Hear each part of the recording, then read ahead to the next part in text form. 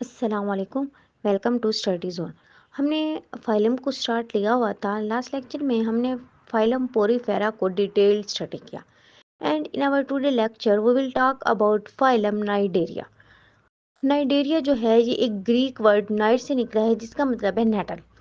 Cnidaria की जो species हैं इनमें 9000 स्पीशीज़ हमें देखने को मिली है और ये मोस्टली किस हैबिटेट से बिलोंग रखती थी।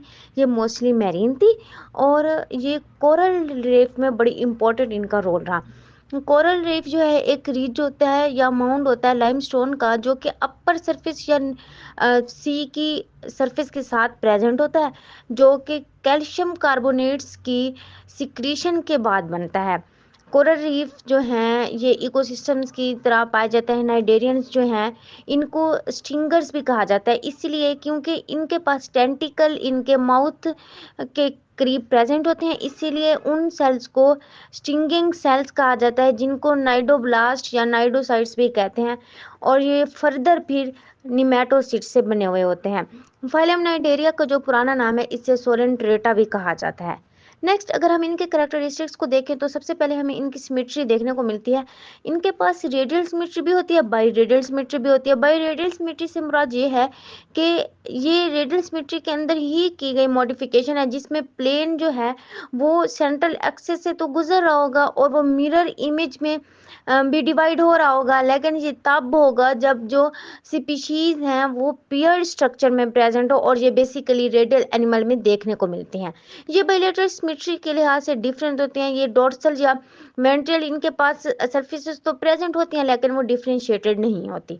नेक्स्ट जो इनके कैरेक्टरिस्टिक्स में पॉइंट देखने को मिला वो था इनका टिश्यू लेवल ऑर्गेनाइजेशन या डिप्लोब्लास्टिक। इनके अंदर टिश्यू लेवल की ऑर्गेनाइजेशन तो हो चुकी थी लेकिन इसके अलावा भी ये डिप्लोब्लास्टिक ऑर्गेनिजम्स थे, यानी इनमें 2 जर्म लेयर्स प्रेजेंट थे। मिजोग्लिया जो है एपिडर्मस और गैस्ट्रोडर्मल टिश्यू लेयर के दरमियान में पाई गई।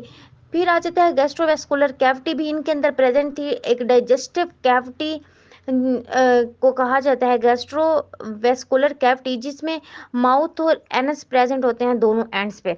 और इसका फंक्शन क्या होता है कि ये डाइजेशन या ट्रांसपोर्ट ऑफ न्यूट्रिएंट्स कर रही होती है तमाम बॉडी पार्ट्स में।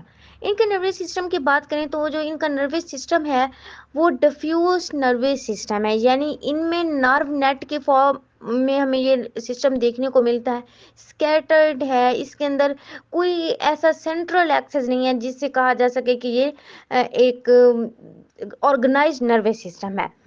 अच्छा, इसका फ़ायदा इनको ये मिलता है कि ये तमाम जगहों से आगे पीछे से ये सेंस कर सकते हैं कि हमें यहाँ पे कौन सा प्रे हम पे अटैक कर रहा है, या जो इनको सेंसिटिव नर्व्स जैसे होते हैं हमारे माइंड के अंदर, उनको उनके पास ये तमाम बॉडी पार्ट्स में प्रेजेंट होती हैं जिससे उन्हें ये बेनिफिट मिलता है। फिर नाइडोसाइट की बात करें तो ये स्पेशलाइज्ड स्टिंगिंग सेल्स थे। ये इनका काम क्या होता है, डिफेंस, फीडिंग या अटैचमेंट का काम करते हैं। ओरल या इबोरल एंड हमें यहाँ पे देखने को मिले कि जो रेडियल सिमेट्री के एनिमल्स हैं उनका कोई एंटीरियर या पोस्टीरियर एंड्स तो नहीं होते, तो इसीलिए ऐसा एंड जो कि माउथ के करीब हो उसे ओरल एंड का नाम दिया गया है और जो इसका अपोजिट एंड होगा इसे एबोरल एंड का नाम दिया गया है। फिर लास्ट पॉइंट में ये देखने को मिलता है कि ये respond to stimuli from all direction. वही बात मैंने कहा, क्योंकि इनके पास डिफ्यूज नर्वस सिस्टम है इसीलिए ये स्टिमुलाई को तमाम डायरेक्शन से रिस्पॉन्ड कर सकते हैं। इनके जो एग्जाम्पल हैं उनमें हाइड्रा आता है, ओबिला आता है, जेलीफिश आती है। इनकी करेक्टरिस्टिक्स को देखते हुए हम फर्स्ट पॉइंट इनके बॉडी वॉल को देखते हैं। बॉडी वॉल की पहले भी बात की कि जो नाइडेरियन है ये डिप्लोब्लास्टिक है, इनमें टिश्यू लेवल ऑर्गेनाइजेशन प्रेजेंट है। इनमें जो सेल हैं वो टिश्यू के फॉर्म में ऑर्गेनाइज होकर स्पेसिफिक फंक्शन परफॉर्म कर रहे हैं और जितने भी सेल्स हैं उनके अंदर 2 लेयर्स प्रेजेंट है एम्ब्रियोनिक जर्म्स लिया। एपिडर्मिस जो है ये एक्टोडर्म है एम्ब्रियो की, जो कि आउटर लेयर बना रही होती है इनकी बॉडी की, इसको एपिडर्मिस कहा जाता है। फिर नेक्स्ट जो है वो है गैस्ट्रोडर्मिस, ये इनर लेयर है इनकी बॉडी वॉल की जो कि एंडोडर्म से ड्राइव हुई है। और जो सेल्स हैं एपिडर्मिस और गैस्ट्रोडर्मिस के, ये डिफरेंशिएट हो रहे हैं सेल टाइप्स के अंदर, जो कि फिर फर्दर प्रोटेक्शन, फूड गैदरिंग या फिर कोऑर्डिनेशन, मूवमेंट, डाइजेशन या ऑब्जॉर्प्शन में टेक पार्ट कर रहे होते हैं। फिर मीज़ोग्लिया यहाँ पे हमें देखने को मिलती है, पहले भी बात की कि एपिडर्मिस और गैस्ट्रोडर्मिस के दरमियान एक जेली लाइक लेयर प्रेजेंट है जिसे मीज़ोग्लिया कहा जाता है। जितने भी सेल्स हैं वो इस मिडल लेयर में प्रेजेंट होते हैं, वो इनका कोई ओरिजिन नहीं होता, ये आधे एपिडर्मिस के लेयर में प्रेजेंट होंगे, आधे गैस्ट्रोडर्मिस के लेयर में। फिर निमेटोसिस्ट देखने को मिले, एपिडर्मल और गैस्ट्रोडर्मिस जो सेल्स हैं इनको नाइडोसिस्ट कहते हैं और ये स्पेशलाइज्ड स्ट्रक्चर प्रोड्यूस करते हैं जिन्हें निमेटोसिस्ट कहा जाता है। निमेटोसिस्ट जो है ये अटैचमेंट, डिफेंस या फीडिंग के लिए यूज होते हैं। स्ट्रक्चर ऑफ निमेटोसिस्ट देखें तो इसमें कैप्सूल है, एक फ्लूइड फील्ड जो कि इंट्रासेलुलर कैप्सूल है जो कि एक कॉइल्ड या हॉलो ट्यूब की फॉर्म में प्रेजेंट है, ये आप यहाँ पे देख सकते हैं। ओपरक्यूलम है, ये एक लीड लाइक ओपरक्यूलम कैप है जो कि कैप्सूल के एक एंड पे प्रेजेंट है। नाइडोसिल है, ये क्या है, एक मॉडिफाइड सीलियम है जिसे नाइडोसिल का नाम दिया गया। ये क्या करेगा, ये स्टिमुलेशन करेगा निडोसिल ओपरक्यूलम के फोर्स, और जो डिस्चार्जिंग होगी कोइल टिप की वो अक्कर होगी। यहाँ पे दो स्टेट आपको देखने को मिली, एक अनडिस्चार्ज और एक डिस्चार्ज नाइडोब्लास्ट है, ये इन्हीं नेमेटोसिस्ट की वजह से होती है। फिर अगर हम इनके काइंड या फंक्शन ऑफ निमेटोसिस की बात करें तो जो जोलॉजिस्ट हैं उन्होंने नियरली अबाउट 30 काइंड ऑफ निमेटोसिस को डिस्क्राइब किया। इनमें कुछ है आर्म निमेटोसिस्ट और कुछ है अनआर्म्ड। आर्म से मुराद क्या है कि जो निमेटोसिस्ट हैं वो फूड गैदरिंग या फिर डिफेंस में यूज हो रहे हैं, जिनके पास आर्म्ड है, जिनके जिनके अंदर स्पाइन्स लगे हुए हैं जो कि पेनिट्रेट कर लेते हैं प्रे को। ये जो स्पाइन्स हैं इनके पास हालो टिप्स हैं जो कि पैरालाइजिंग टॉक्सिन्स को डिलीवर कर रही होती हैं। फिर आ जाते हैं अनआर्म्ड निमेटोसिस्ट। अनआर्म्ड निमेटोसिस्ट जो हैं इन ये क्या करते हैं, रैप अराउंड प्रे को करते हैं या फिर सबस्ट्रेट को। और ये जो अदर निमेटोसिस्ट हैं उनके पास स्टिकी सिक्रीशंस होते हैं जो कि एनिमल्स को एंकर कर लेते हैं itself. Number of nematocyst in individual की बात करें तो एक इंडिविजुअल के अंदर 6 या उससे ज्यादा काइंड के निमेटोसिस्ट प्रेजेंट होते हैं। फिर इनके करेक्टरिस्टिक्स नाइडेरियन में हमें बड़ा important characteristics alternation of generation देखने को मिलता है। अल्टरनेशन ऑफ जनरेशन को अगर हम डिफाइन करें तो हम कहते हैं एक ऐसा फिनोमेना है जिसमें ए सेक्सुअली रिप्रोड्यूसिंग पोलैप अल्टरनेट होता है सेक्सुअली रिप्रोड्यूसिंग मेडोसा के अंदर, इसे कहा जाता है अल्टरनेशन ऑफ जनरेशन। अच्छा, इनके फिर अल्टरनेशन ऑफ जनरेशन जो है इनकी हिस्ट्री में हमें दो फॉर्म्स देखने को मिली, मैंने अभी इनका जिक्र किया, पोलैप एंड मेडोसा। पोलैप क्या है, ये यूजली एसेक्सुअल फॉर्म होती है और ये सीजाइल होती है और ये जो अटैच होती है सबस्ट्रेट के साथ एबोरल एंड के ऊपर, और इनमें एक सिलेंड्रिकल बॉडी होती है जिसे कॉलम का नाम दिया जाता है। एंड इसका जो माउथ होता है वो फूड गैदरिंग टेंटिकल्स के थ्रू सराउंडिंग होता है। जो नेक्स्ट यहाँ पे बॉडी फॉर्म देखने को मिली है वो है मेडोसा। ये एक सेक्सुअल जोड है और ये डाइशियस है, ये फ्री स्विमिंग है और इसकी जो शेप है वो एक इन्वर्टेड बाउल की तरह होती है। इनमें जो टेंटिकल्स हैं वो मार्जिन पे प्रेजेंट होते हैं और इनकी जो माउथ ओपनिंग है ये डाउनवर्ड प्रेजेंट होती है। मेडोसा जो है ये स्विम करता है जब पल्सेटिंग होती है बॉडी वॉल की, तो जो मिजोग्लिया है वो पोलेप की निस्बत मेडोसा में ज्यादा प्रेजेंट होता है, इसीलिए ये मेडोसा को एक जेली लाइक शेप प्रोवाइड करता है। सेक्सुअल रिप्रोडक्शन में किस तरह से होगी कि रिलीज होगा गैमेट्स, रिलीज होंगे और फिर फर्टिलाइजेशन का प्रोसेस होगा, यानी स्पर्म और एग जो है वो गैस्ट्रोवेस्कुलर कैविटी या outside of the body release होंगे। और समटाइम्स ऐसा होगा कि एग जो होगा वो पेरेंट के अंदर ही रिटेन हो जाएगा जब तक फर्टिलाइजेशन का प्रोसेस नहीं होगा।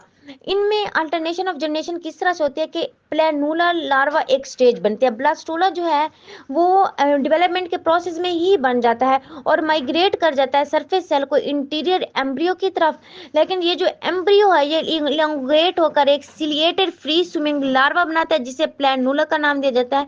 ये जो प्लेनुला है ये सबस्ट्रेट के साथ अटैच होता है और जो इंटीरियर सेल्स हैं इनको स्पिल्ट करके गैस्ट्रोवेस्कुलर कैविटी और यंग पोलेप की डेवलपमेंट करवाता है। ये जो मेडूसा है ये हमेशा बडिंग के प्रोसेस के थ्रू ही पोलिप की बॉडी में बनता है। पोलिप जो है वो फिर फर्दर दूसरे पोलिप बनाते हैं बर्ड्स के थ्रू। ये जो बर्ड्स हैं फिर पोलिप की बॉडी से डीअटैच होते हैं और ये कॉलोनी में कंट्रीब्यूट करके अपने फंक्शन को परफॉर्म करते हैं। अच्छा, नेक्स्ट जो है ये मेंटेनेंस फंक्शंस इनके बॉडी के अंदर कौन-कौन से होते हैं, तो जो फर्स्ट फंक्शन है वो है न्यूट्रिशन। न्यूट्रिशन जो है वो गैस्ट्रोवेस्कुलर कैविटी के थ्रू हो रहा होता है। गैस्ट्रोवेस्कुलर कैविटी जो है, जितने भी गैस्ट्रोडर्म्स हैं नाइडेरियन के, वो एक ब्लाइंड एंडिंग गैस्ट्रोवेस्कुलर कैविटी के थ्रू लाइन होते हैं। इनका रोल क्या होता है कि ये digestion, excretion of respiratory gases और डिस्चार्ज ऑफ गैमेट्स में टेक पार्ट कर रहे होते हैं। इसके अलावा फूड या डाइजेस्टिव वेस्ट जितने भी हुए, रिप्रोडक्टिव स्टेजेस हो गई, गैस्ट्रोवेस्कुलर कैविटी जो माउथ के थ्रू फूड को एंटर करवाते हैं, ये सारे फंक्शन भी इनके न्यूट्रिशन फॉर्म में आ जाते हैं। फिर आ जाता है फूड एंड फीडिंग। ये प्रोसेस किस तरह से करते हैं कि जो नाइडेरियन है, ये जितने भी स्मॉल क्रिस्टियन होते हैं, ये इनकी फूड का पार्टिकल होते हैं। कुछ नाइडेरियन ऐसे भी होते हैं जो स्मॉल फिश पे गुजारा करते हैं।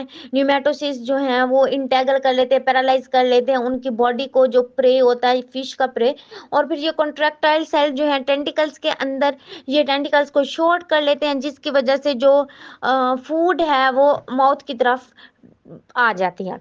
फिर इनमें डाइजेशन का प्रोसेस किस तरह से होता है, जैसे फूड गैस्ट्रोवेस्कुलर कैविटी के अंदर एंटर हुए, गैस्ट्रोडर्मल जो ग्लैंड सेल्स हैं वो एक लिब्रिक्यूटिंग म्यूकस को सिक्रिएट करेंगे।